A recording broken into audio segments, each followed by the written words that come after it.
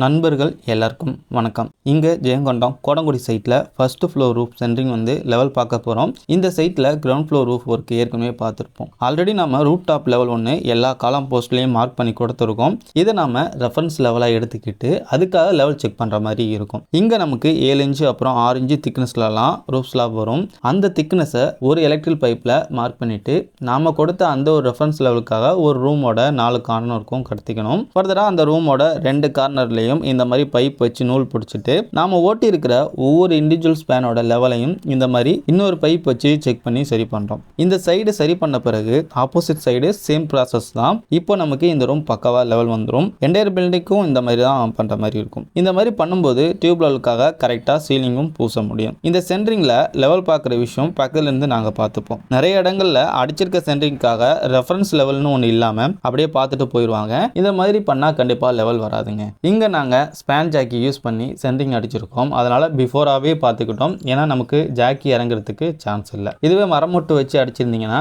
காங்கிரீட்டுக்கு முதல் நாள் தான் இந்த லெவல் பார்க்கணும். இந்த சைட்டில் நாங்கள் ஆன்சைட் கன்சல்டேஷன் சர்வீஸ் தந்துட்டு இருக்கோம். உங்களுக்கும் இந்த சர்வீஸ் தேவைப்பட்டுச்சுன்னா டிஸ்பிளேல தெரியிற நம்பருக்கு கான்டாக்ட் பண்ணுங்கள். நன்றி, வணக்கம்.